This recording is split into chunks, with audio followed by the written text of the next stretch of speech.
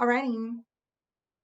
Good afternoon, everyone. Welcome to the Rev Up EV Community College initiative. Maybe I'll wait another minute here. Now I can't see who's in the room or who's joined or not.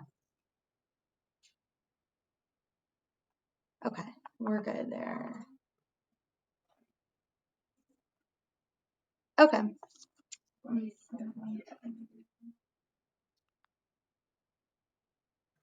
All right, in the interest of everyone's time, I'll go ahead and get going. I just wanted to say hello, good afternoon. Welcome to the round two bidders conference for the Rev Up EV Community College Initiative. This is the Electric Vehicle Technology Grant. My name is Dana Nguyen. I'm the Director for Clean Energy Programs at ICCB.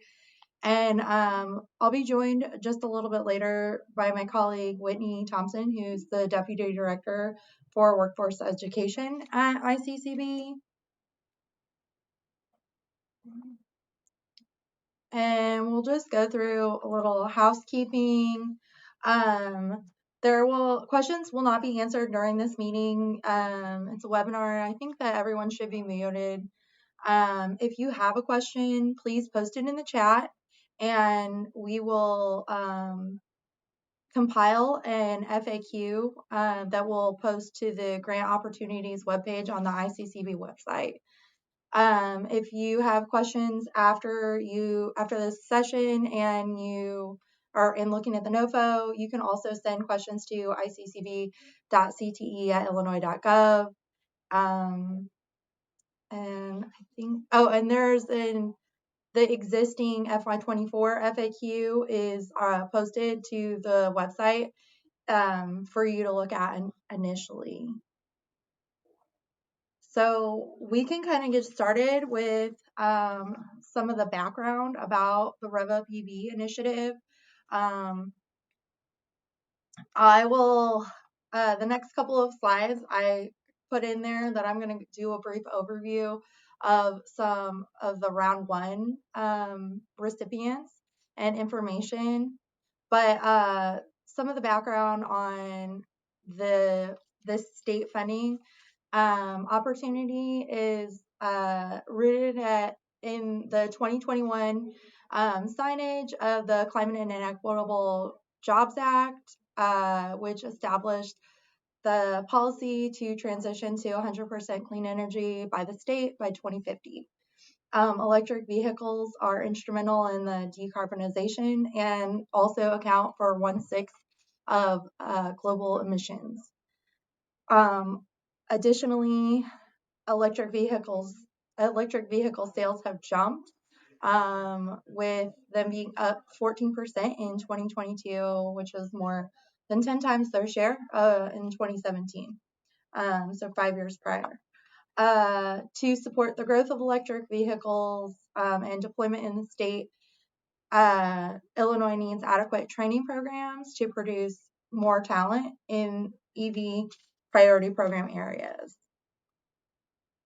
And as I mentioned, we will.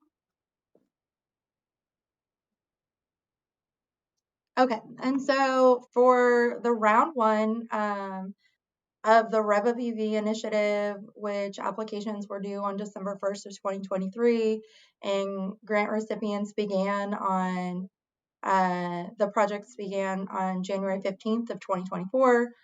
So just about 5 months into the round one initiative, these are the participants and awardees from round one. So we have our capacity building cohort, which has 6 colleges, and then our development and expansion cohort, which is below that, and there's 19 colleges included there. And then on the right, you can see a map of the distribution of the colleges that were awarded in round one.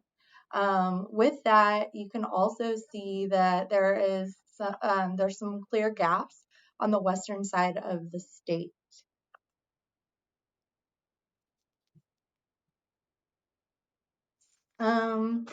So I can share, we were wanting to share some of the grant focus and goals that were selected by round one recipients. So in the programs to be developed side, we have alternative fuel technology technician programs, which are also in the development or revision and expansion side. Infrastructure, EV infrastructure installer development, heavy duty EV technology program for development, and high voltage battery technician training programs to be developed. And the number of the colleges out of the 25 grantees that are doing this work. And then on the revision and expansion side, as you can see, there's a lot that are focused in the automotive technology. Since we're dealing with vehicles, again, the alternative fuel technology technician is also kind of readily available, but we're doing some revising and expanding to that program and at some colleges, and then also moving into the electrical engineering space. These are some of the overall grant goals for both cohorts, with the number of students to be enrolled of just under 2,000, just over 1,700 for number of students that are completing these trainings in the round one group of cohorts, and then we're hoping to engage 347 employers in the first round. So I will move into the funding overview, which is specifically about the round two notice of funding opportunity, or NOFO. With this round two, ICCB is going to provide approximately $6 million via competitive grant funds to promote the scale of EV technology and advanced manufacturing programs that support EV infrastructure throughout the state. We're expecting to award $270,000 for the Objective A capacity building group, and about $5.3 million in the EV technology development and expansion group. And there's more information in just a couple of slides about the max or in the amounts. So with this funding opportunity, eligible applicants are community colleges in the state of Illinois. We are only accepting one application per college. And it is important to note that current Rev Up EV grant recipients are ineligible for funding in this round. So if you are a current Rev Up EV grantee, you will not be eligible to apply for this round. Here's a little bit more on the specifics of this grant. Applicants will select one of two objectives, which differ in funding ranges, allowable activities, and scope, and will be delivered through a cohort-based model, and receive specialized support from ICCB, as well as the Illinois Green Economy Network, IGEN, and other partners that are part of the EV network.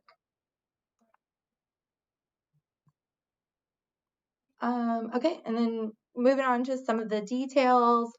For the capacity building cohort, we call it Objective A. You'll be working to build capacity at your institutions and in the communities served by your district in preparation for a transition to EV technology. This objective is prepared to position institution for future funding opportunities and build capacity for programs that are developing and ready to start implementation. Use of funds could include employer and community engagement, participation in the EV network, curriculum mapping and development, professional development and training for faculty, and a community needs assessment. For the capacity building group, the maximum amount is eligible is $90,000 per college. This is a 1-year grant that will run or that will start July 1st, 2024 and continue through June 30th, 2025. So this is the whole FY2025 year that is the same as our fiscal year at ICCB. So for objective B, it's the development and expansion group, and some colleges are just doing revisions for their developments or expansions. So it's focused on developing and expanding EV technology and advanced manufacturing programs, prioritizing education and training that span the EV occupational curriculum, from development and production of from development and production to maintenance, and also including the installation and maintenance of critical infrastructure that is needed to deploy EV technology. The award range for the Objective B development and expansion grants is $100,000 to $525,000 per college. This grant is a 1.5-year or 18-month grant, which will run from July 1st, 2024 through December 31st, 2025. So when you're choosing how to what programs that you'll be kind of building on for revising, developing, or just even capacity building. These are the priority programs that we've identified on the left side. And there's additional programs of interest that are identified in the Illinois Clean Jobs and Training Program inventory from the Department of Commerce and Economic Opportunity, or DCEO. Proposals submitted will be evaluated focusing on high demand areas that have a sound labor market argument and the ability to effectively accelerate training in those areas. The ICCB program approval process, requires a labor market focused argument for program approval.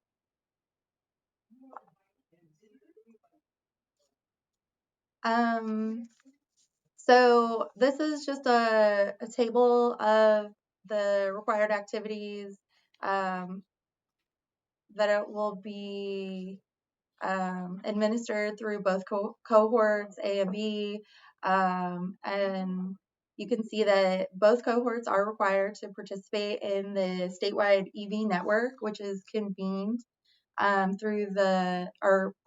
IGEN, the Illinois Green Economy Network. And both cohorts are required to participate in employer engagement and community engagement throughout the grant, as well as pathway mapping for dual credit, adult education, integrated education and training programs, or non-credit opportunities that are available at your college. And then both cohorts will be responsible for building capacity and infrastructure with this grant.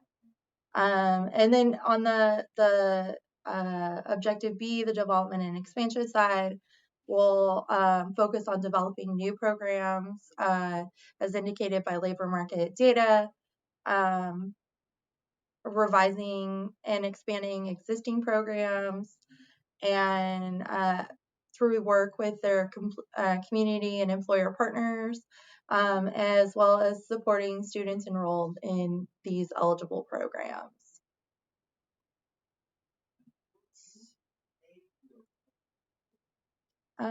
Okay, and as far as grant deliverables,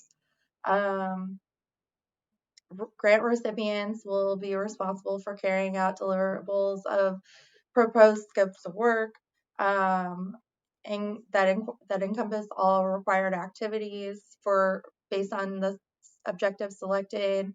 You'll report on achievements through a performance metrics table, through quarterly reports and other supplemental reports as necessary.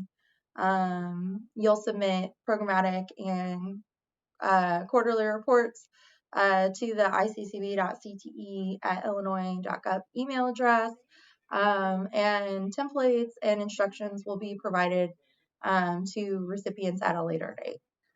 You can look on the ICCB website for some of the current RevUp EV templates, if you would like to get a better idea. Those are available. You'll participate in any required operational meetings, learning workshops, and other opportunities for professional development and learning hosted by iGen through the EV network. And you'll provide any copies of curriculum, documents, toolkits, modules, and etc. that are developed as a result of this grant to the ICCB for sharing.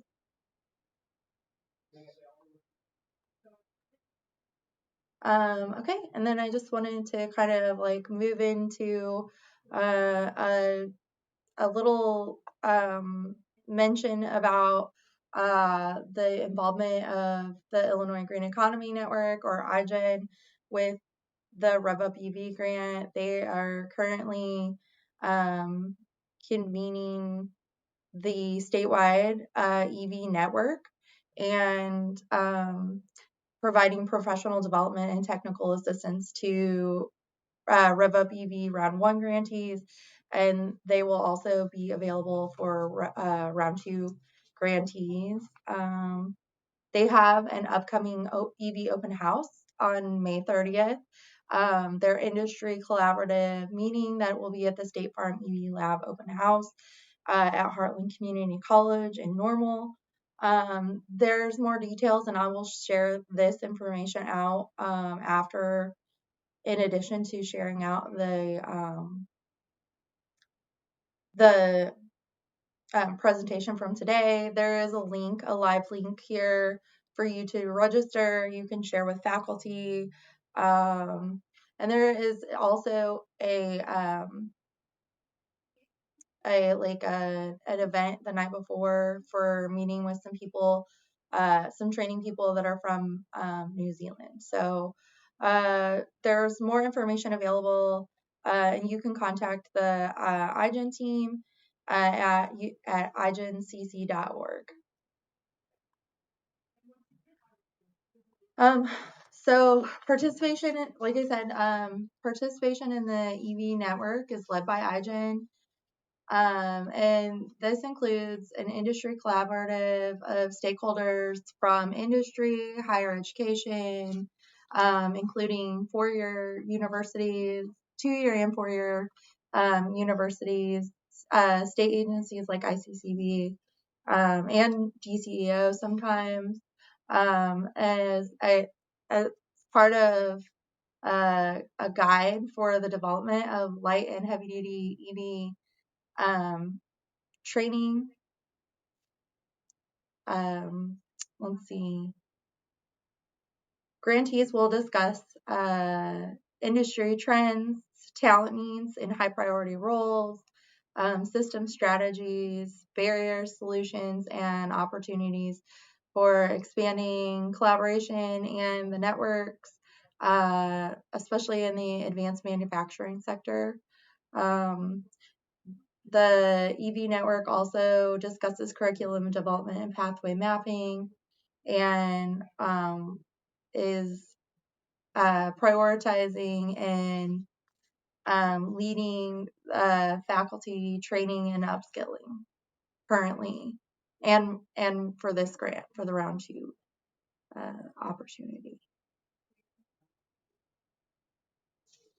And then as far as the employer engagement side, it's encouraged that grantees engage in strategic partnerships in their regions by conducting needs assessments of labor market and community readiness, developing and implementing new programs through curriculum, work-based learning opportunities, and some of the required partnerships that must be included in your grant include employers, high school districts, labor organizations, and local workforce boards. And I think there's another slide that has this on here a little bit farther down. Other partners can include other institutions of higher education, including community colleges, community-based organizations, and industry associations. For the career map or for pathway mapping, it's going to be encouraged that to create career pathways and programs of studies that provide that seamless transition from students transitioning from a high school experience into post-secondary education and employment. This would be achieved through dual credit or other accelerated on-ramps like adult education, integrated education and training programs, or credit or non-credit to credit pathways with the EV focus. A lot of this work is being facilitated through the EV network led by iGen, and grantees should also consider available CEJA workforce programs that would be relevant, and also take a look at this Apprenticeship Illinois framework if that is an interest for further expansion of work-based learning opportunities. Apprenticeships are a strong example. In the building capacity and infrastructure, programs will be, our existing programs will be updated, and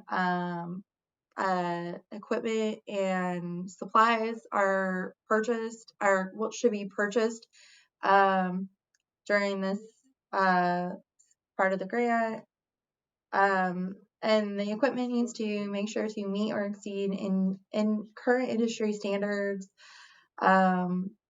Another part of the building capacity and infrastructure is providing professional development and training to faculty, which includes externships, creating partnerships, and identifying efficiencies to maximize capacity.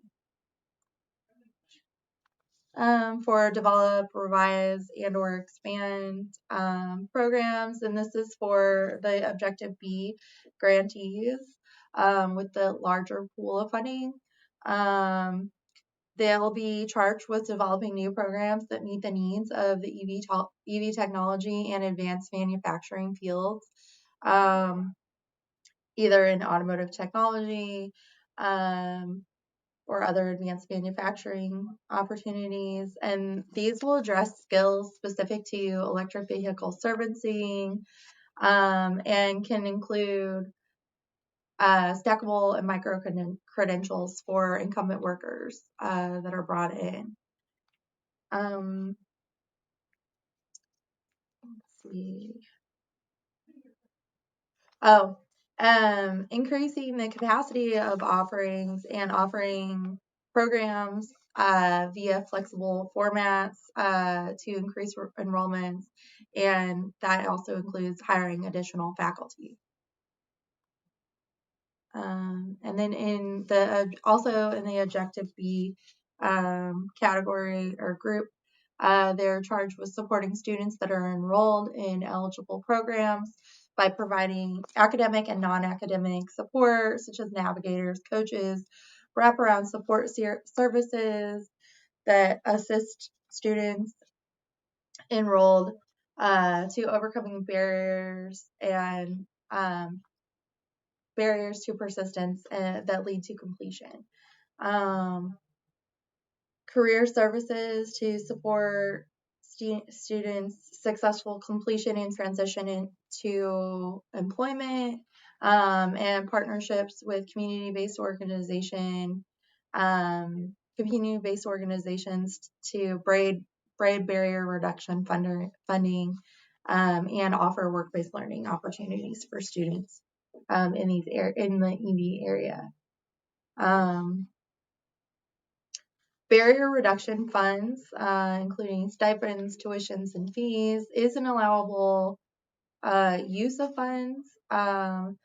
And I just want to note that the grant models Perkins. So most of the programming or most of the funding should be program oriented. That is just something I wanted to note.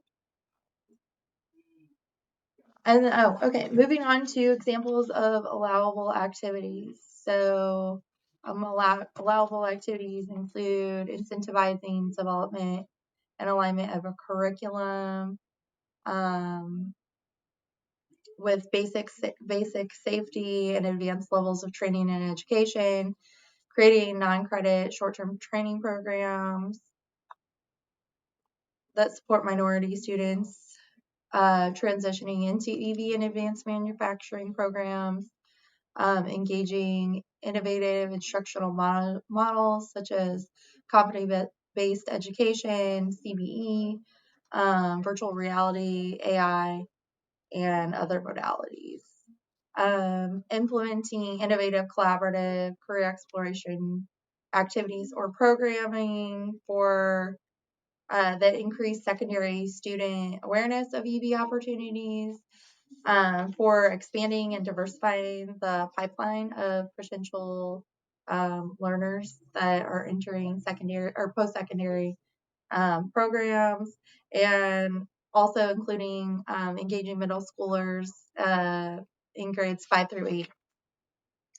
And then another, the final and last example here is developing support services models to include wraparound services for basic needs for housing, financial literacy, and other support services that to be provided as barrier reduction metric. Here's some fine print. So about the application for the Rev Up EV grant. And the rest of the slides should kind of discuss what is in the grant application package. All parts of the package must be completed by the deadline to be considered. Applications will undergo a merit-based review process and are due by June 14th, 2024 at 11:59 p.m. to the iccb.cte@illinois.gov email address. There are no exceptions if any of the parts of the application are not completed. The grant will not be considered for review. Applicants should ensure that all elements are clearly addressed, that they use headers to address all elements or a consistent form of a response delineation. You will receive a receipt notice for your application submission, and will be notified, but you will not be notified if there are items missing from your application. Funded or not funded, grantees or applicants will be notified by June 26, 2024 if they are receiving funds from the Rev Up EV Round 2 Notice of Funding Opportunity. Here's some more information about the application format. This is how it should be organized if you'd like to organize it in a numbered system. There's a template on our grant opportunities webpage with a GATA exempt grant application. This is a GATA exempt grant opportunity. And then there's a project overview template also provided on the grant opportunities webpage. And this just provides us a snapshot of who's working with the grant at your college and what some of the focus will be for program offerings and other accountability metrics. Applicants are to propose quantifiable outcomes to be measured during the grant cycle. The application narrative, there's no template provided for this. The application narrative should clearly describe project activities and associated timeline and persons that at the college that are responsible for each activity. Activities should align with the selected objective and aim to move the needle on the indicators of performance. A chart or table is encouraged. And then letters of commitment from external partners, that is actually going to be only for Objective B grantees. But actually Objective A grantees they can include those in their submission. And then the uniform budget, which has a template provided on the ICCB grant opportunities webpage. Okay, so here is a screenshot of what the GIATA exempt grant application looks like. So it has a couple of spaces here in the beginning, a title, a project title, and it's pretty simple and straightforward. Then here's the project overview template, where you'll identify if you're, applying for objective A or B and the total amount requested, and then identifying your primary and secondary points of contact, and then, providing a brief summary or some goals for your accountability metrics. And then as far as the metrics go, these are how they're classified. For the Objective A capacity building group, and A1 is measuring the number of students that are engaged in the projects. A2 measures the number of programs to undergo development, review, or revision. A3 measures the number of employers engaged with your project, and A4 is measuring the number of education partners engaged in pathway development and alignment.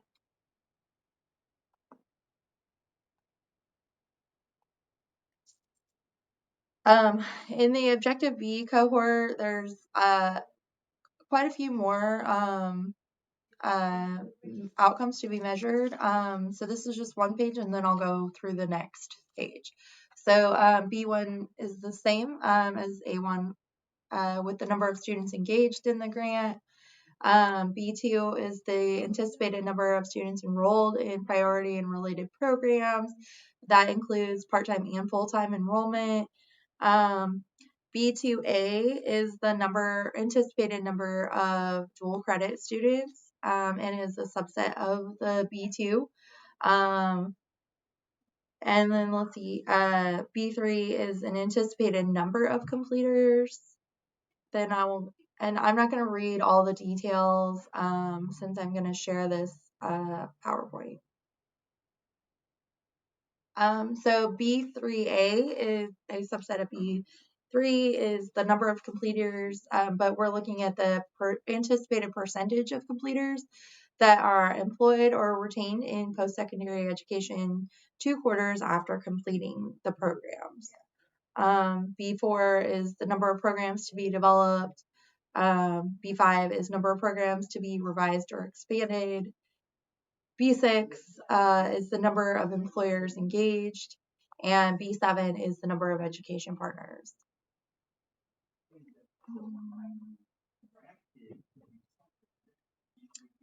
Let's see here. I think I have this labeled wrong, but let me go back. Project overview template. This is where you will, identify the name of the program and, what you're going to be developing a certificate or a degree, or what you'll be working to revise and expand. Again, either like a certificate or a degree. And you'll fill this out when you complete your application. And then for the application narrative, we'll go into a little deeper dive. So since there's no template provided, for the narrative, applicants must submit no more than 12 pages, including charts and paragraphs. It has to be double spaced at a 12-point font and include the following information with a header for each section. Narrative sections apply to both objectives. So both objectives have to require or have to complete a narrative of 12 pages regardless. Okay. So then in here, these will be kind of your section headers. So project need and context. Here, you'll provide program justification, financial need, and regional context. And then for Objective B, you can additionally identify target populations of students to be served, and other local unemployment info, and other information about these individuals that you're aiming to serve by including them in your project. For section 2, the project work plan, these are the headings that should be in your project work plan: your participation in the EV network, employer and community engagement, pathway mapping, building capacity and infrastructure, program accountability, and I think, and also know any other activities that are to be carried out under the grant to support the project goals. Let's see here. Okay, and then for this part of the project work plan, this is for Objective B grantees only for the development, revision, and expansion of programs. They should detail the process for which programs are being developed, revised, or expanded, which staff are responsible, and what partners are engaged and how.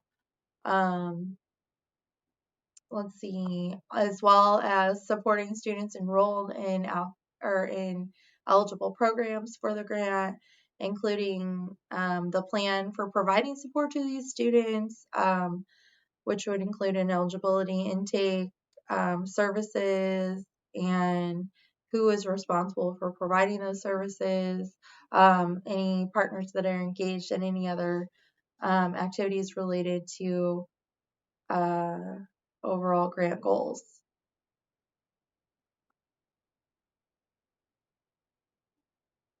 Oh, okay. And then, yeah, this is the section 3 partnerships. In the narrative, a description of all the partnerships and roles they will play in the grant project is needed.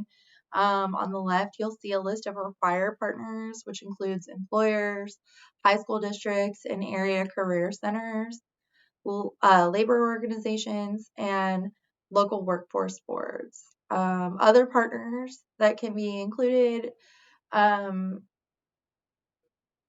are other institutions of higher education, including community colleges, community-based organizations, adult education providers, and industry associations. Letters of commitment, and this is where I have that notification about letters of commitment must be included for all external partners for the Objective B expansion and development group. So those are required from all Objective B applicants.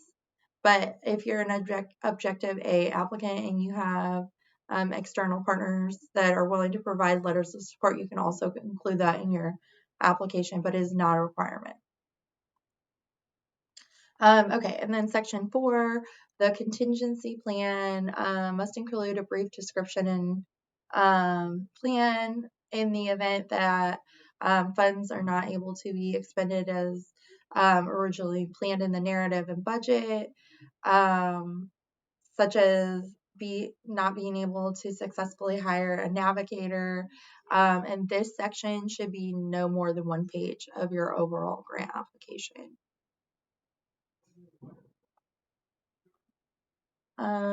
For letters of commitment, I'm just reiterating this, that letters of commitment and support must be included for all Objective B, development and expansion grantees. MOUs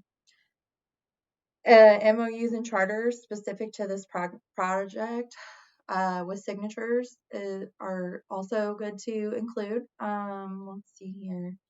And they're not needed for Objective A, or not needed in the Objective A capacity building cohort. It's just not a requirement. Okay, and then the budget section. So this is a pretty big part of your grant application, and I'm going to go ahead and move through. This is just a sample of one of the, personal lines for the budget. It needs to be signed by an authorized signatory at the college for which you're applying. There is no indirect cost rate cap. For Objective B, you won't split funding. You'll treat year 1 as the full grant period. You won't split funding across multiple years on the budget. So what should you include in the budget? It's important to include travel. Travel can be for faculty to attend in-person sessions like the May 30th EV open house event. It could also include travel related to faculty training. If you plan to provide faculty and staff stipends or for completing training or for paying salary if they're working on a curriculum development side. Let's see, training and professional development. That should, for faculty and staff, should also be included in the budget. Those are travel, and the training and professional development should definitely be included in the application.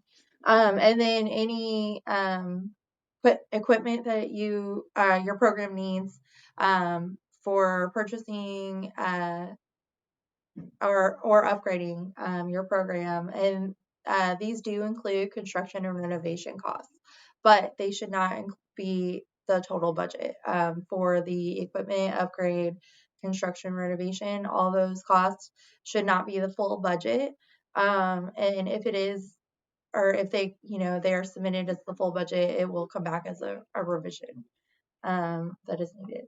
But expenses that are discouraged, which are curriculum development costs and large portions of the grant dedicated to individual student costs.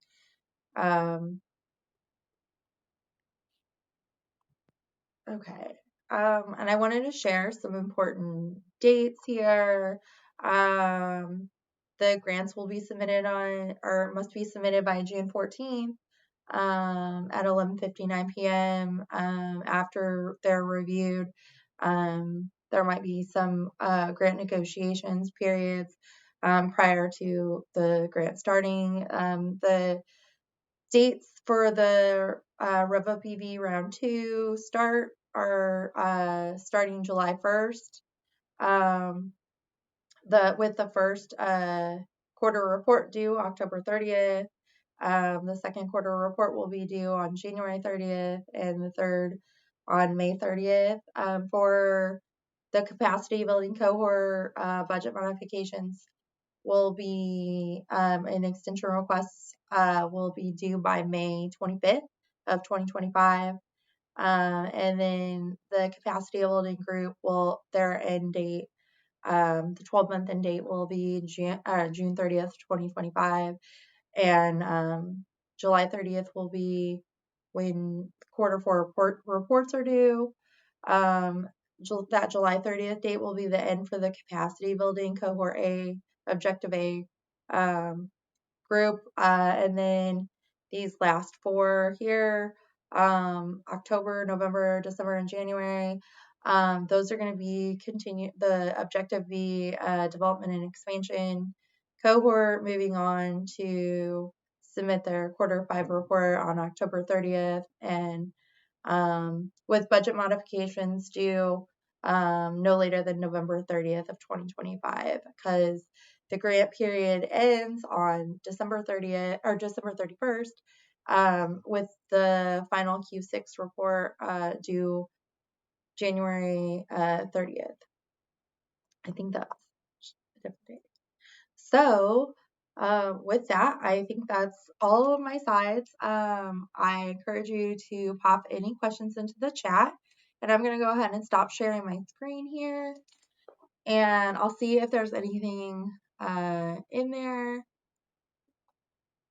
And all right. Let's see. I'm not seeing anything right now in the chat. So, if you have any other questions, please feel free to email the iccb.cte@illinois.gov email address, or you can email them to me too. I think on the notice of funding opportunities, yes, we will be sharing out the presentation from today's session.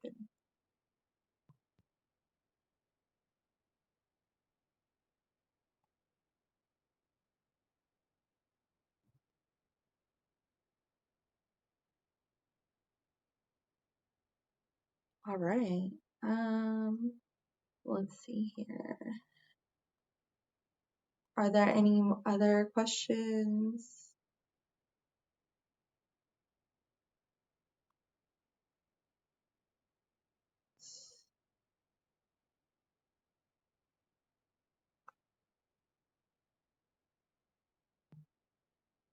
All right. Well, I think I'm going to go ahead and give you guys back about 10 minutes of your day. I don't see any more questions coming up in the chat.